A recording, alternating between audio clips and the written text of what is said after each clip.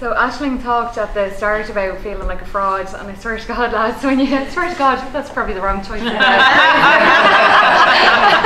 Yeah, when you were going through the intros, I was like, I shouldn't be sitting here at all. But Ashling asked me to come because I've been out knocking on doors and talking to people, been involved in canvassing for a while, done a lot of the messaging and stuff. So I suppose I wanted to give you a little bit of a flavour for what it's like on the doors, and hopefully you guys are here and people watching are going to be out knocking on doors and even just having conversations, because there's the thing of, you know, the base, the people who give up their evenings and their Saturdays, who have been for months and years, who've been getting this off the ground, doing all the research, you know, the kind of the emotional activists who've been involved in so long, who are all already going to vote yes, and we all know that, and that's not the people that we're talking to at the moment. We're talking to the people with genuine questions, who are reading conflicted messages in the media, and you know, who do want to have that face-to-face conversation.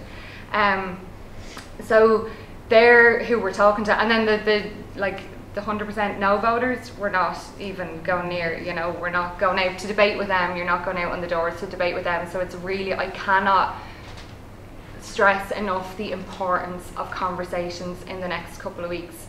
And I was talking to some other people about this earlier. We're like, it's the final 3 weeks, and there's some people just getting involved now, and that's totally fine, because we need your energy. You know, we need that enthusiasm, because a lot of us now at this stage are running on adrenaline. You know, people have been travelling around the country, trying to give as much information as possible. And I suppose from everything that you've heard already tonight, the horrible depressingness of the 8th Amendment, the harm it has caused women, everything it has done to us, you have to turn that into like a happy little 30-second pitch on a door to try and get the person on the door emotionally involved with the story enough that they're motivated to vote yes. So we don't get to tell them everything that the 8th Amendment has done to us. We just use them as our motivating factors for canvassing in the rain and, you know, in the snow and everything else that we've been doing for the last couple of weeks. So it is really important to get it as informed and kind of have a couple of sound bites yourself. The things that are coming up on the doors are the 12 weeks. And the new one, my favourite one at the moment, is, sure, women might just use it as another form of contraception.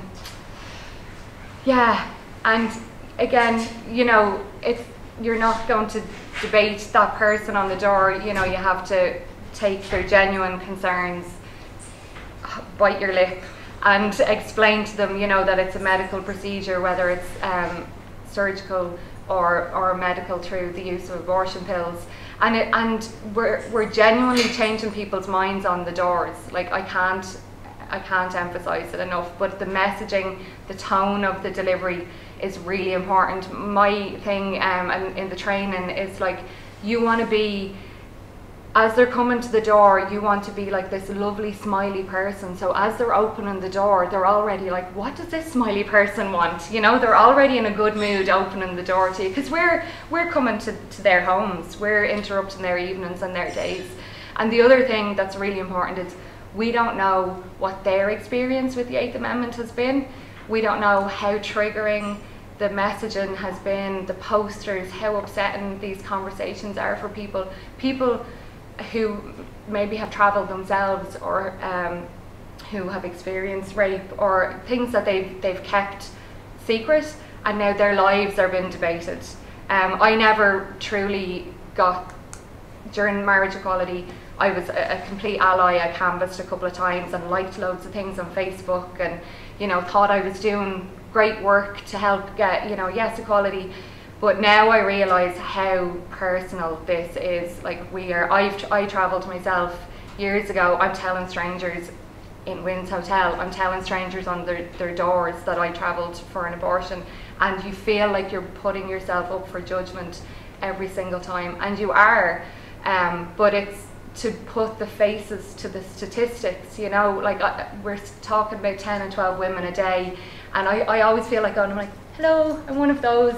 You know, I was one of those sitting in a clinic with lots of other women that day, Mum was with me because I was one of the lucky ones, and she wanted to go around and hug them all. And I was like, no, you can't hug them, just leave them alone, you know. But just be quiet.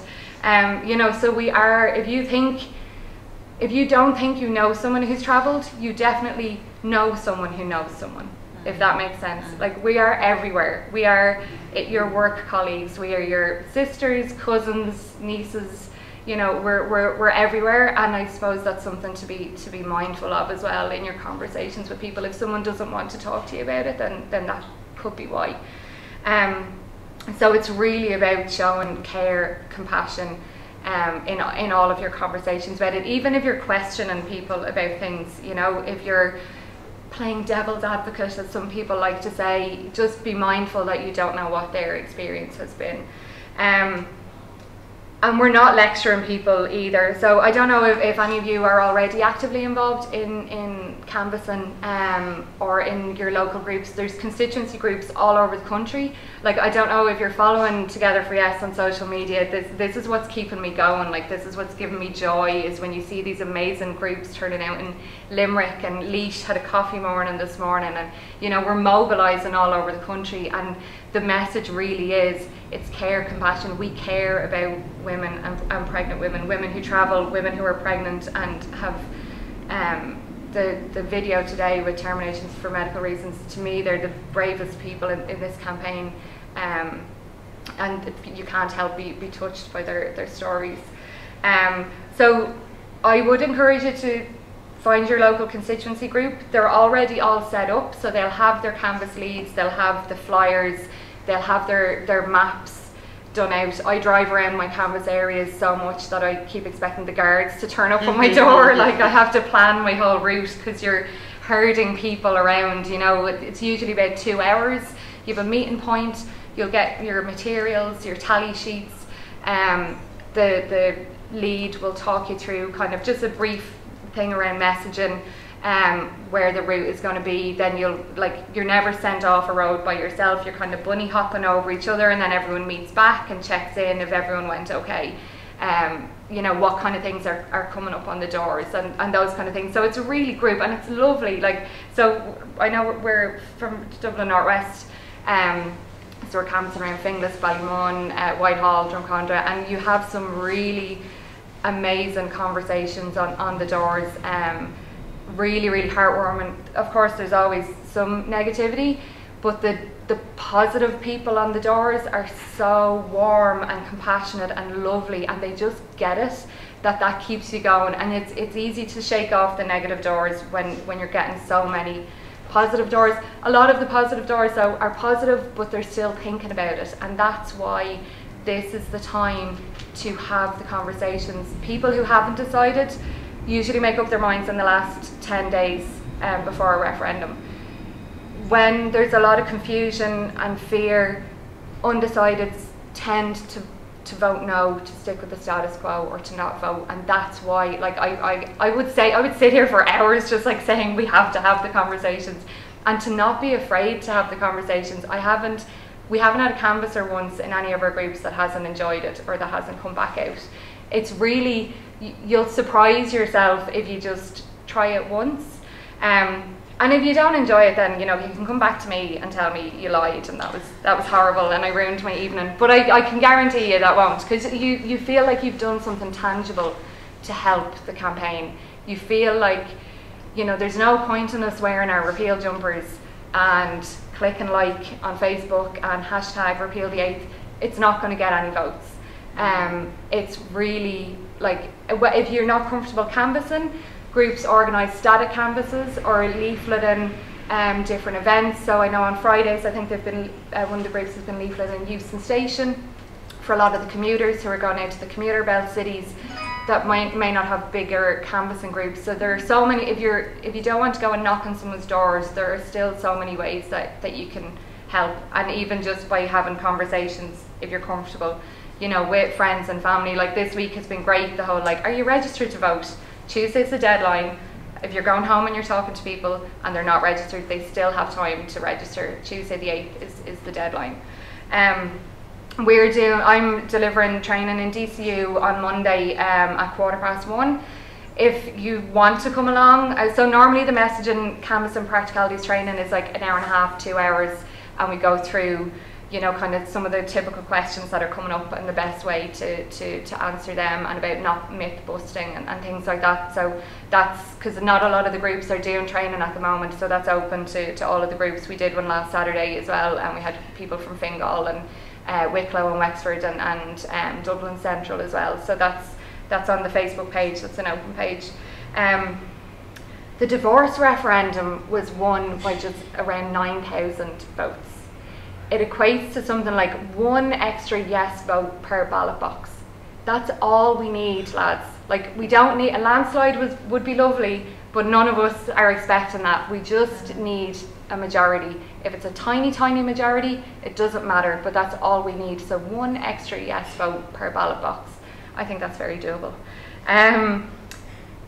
Yeah, and I think it's the best thing that you can do.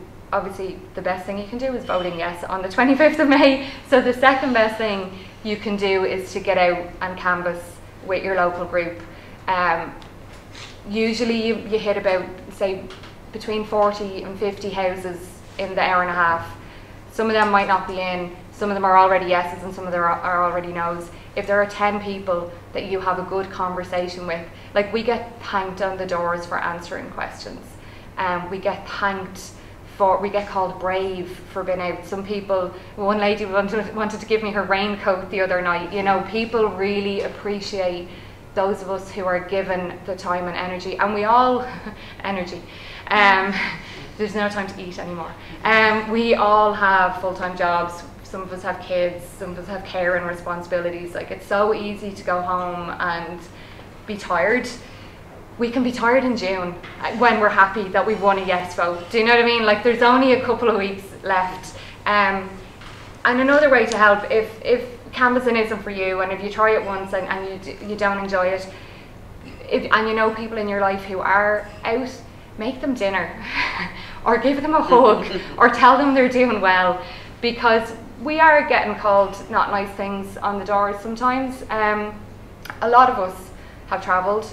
Some of us haven't told people, some of us can't tell people, and it's, you know, it takes it out of you, but we're keeping going because we want to make Ireland a better place for every woman and girl, for the next generation. It's a once in a generation opportunity to bring change to Ireland, to make history.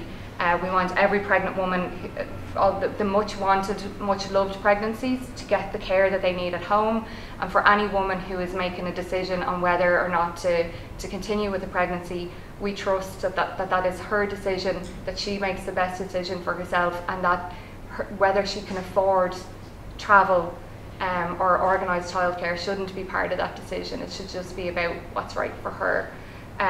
So yeah, I'm telling you, just go canvassing once, you'll really enjoy it. I'm happy to chat to you afterwards if you have any particular questions about canvassing. Bring a pen, because it's always handy, because the canvassers take them home afterwards, and then we have to keep restocking on pens and things. But your canvas leads will have all of the other bits and pieces that you need. You'll have some really lovely conversations, and it will restore your faith in humanity, and it's for the people who can't speak up and talk out. They know that we have their backs, and that we're doing this for them, and that we stand with them for whatever reasons they had for travelling. So please, canvass.